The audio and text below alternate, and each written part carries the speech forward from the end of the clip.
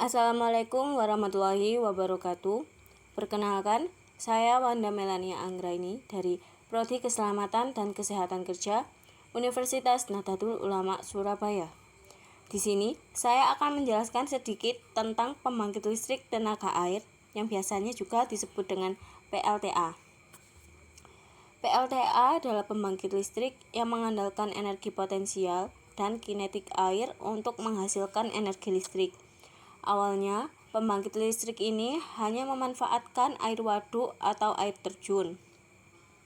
Namun, seiring berkembangnya teknologi, PLTA juga menggunakan tenaga ombak. Di Indonesia ada beberapa PLTA.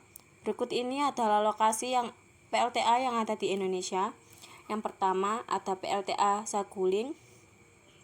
PLTA ini memanfaatkan sumber daya air dari Waduk Saguling. Tempatnya berada di Kabupaten Bandung Barat atau Jawa Barat pada ketinggian 643 meter di atas permukaan laut. Disebutkan jika waduk menjadi salah satu dari 3 waduk yang membendung aliran Sungai Citarum yang merupakan sungai terbesar di Jawa Barat. Yang kedua, ada PLTA Koto Panjang. PLTA Koto Panjang ini berada di Kabupaten Kampar, Riau. PLTA ini menggunakan air Sungai Kampar sebagai sumber penggerak turbinnya. Saluran masuk intake dam PLTA ini berada di daerah Rantau Berangin. Yang ketiga, ada PLTA Batang Toru. PLTA Batang Toru merupakan proyek pembangkit listrik berlokasi di Sungai Batang Toru, Kabupaten Tapanuli Selatan, Sumut. Pembangkit listrik ini memiliki kapasitas 4 kali 127,5 MW. Proyek seluas 122 hektar ini dibangun di atas area penggunaan lain APL. Untuk cara kerja di PLTA memiliki berbagai komponen agar bisa bekerja secara optimal dan menghasilkan energi listrik yang bisa dibuat untuk kebutuhan sehari-hari. Berikut ini beberapa komponen inti dari PLTA. Yang pertama ada reservoir atau waduk. Waduk berfungsi untuk menyimpan atau menaikkan tingkat permukaan air sehingga ketinggian jatuh air bisa diatur supaya mengoptimalkan energi potensial dari air untuk memutar turbin. Yang kedua ada penstock atau pipa. Penstock atau pipa berfungsi untuk mengarahkan aliran air dari bendungan menuju turbin. Penstock umumnya terbuat dari baja atau beton, tergantung keperluan untuk PLTA-nya. Yang ketiga, ada turbin. Turbin adalah komponen yang memiliki fungsi sangat penting. Turbin berfungsi menerima aliran air yang kemudian berputar dan menghasilkan energi mekanik. Yang keempat, ada generator. Generator berfungsi untuk mengubah energi mekanik yang dihasilkan oleh turbin menjadi energi listrik. Yang kelima, ada transformator. Transformator berfungsi untuk menaikkan tegangan listrik yang dihasilkan oleh generator.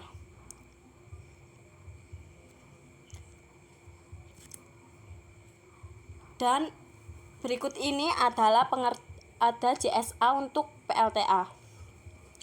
Untuk pengertian JSA-nya adalah JSA merupakan teknik manajemen keselamatan yang fokusnya pada identifikasi bahaya yang berhubungan dengan rangkaian pekerjaan atau tugas yang dilakukan.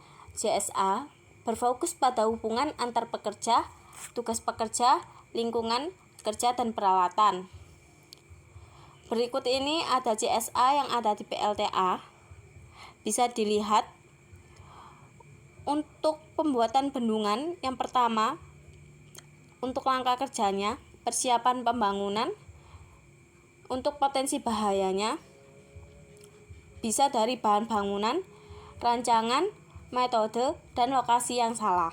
Risiko bahaya, lokasi banjir, longsor, tertimpa hasil galian. Ada upaya pengendaliannya. Sebelum melakukan proyek tersebut, diharuskan melakukan survei pada lokasi yang akan digunakan Untuk penanggung jawabnya ada supervisor. Yang kedua, ada perencanaan pembangunan. Potensi bahayanya, alat konstruksi, keadaan lokasi bendungan. Untuk resiko bahayanya, tergores, terperosok, terjatuh, tertimpa benturan dari bore pile. Untuk upaya pengendaliannya menggunakan sarung tangan safety shoes, safety helmet, dan rompi safety. Untuk penanggung jawabnya ada supervisor dan pekerja. Untuk yang ketiga, pelaksanaan konstruksi. Untuk potensi bahayanya, tabrakan antar kendaraan, keserempet, ataupun slip saat keluar masuk proyek. Yang untuk resiko bahayanya, terjatuh, tertabrak, dan terlindas. Upaya pengendaliannya dapat menggunakan sarung tangan, APD, safety helmet, dan safety shoes. Untuk penanggung jawab ada supervisor dan pekerja. Untuk yang keempat, pengisian awal waduk. Untuk potensi bahayanya ada struktur bendungan, kekokohan pada bangunan, arus air. Untuk resiko bahayanya, bendungan bisa jebol dan terjadi banjir. Untuk upaya pengendaliannya, bisa memperlebar kaki bendungan yang ada di area bendungan, dan juga untuk penanggung jawabnya bisa supervisor dan pekerja. Terima kasih, sekian dari saya. Mohon maaf bila ada kesalahan kata. Wassalamualaikum warahmatullahi wabarakatuh.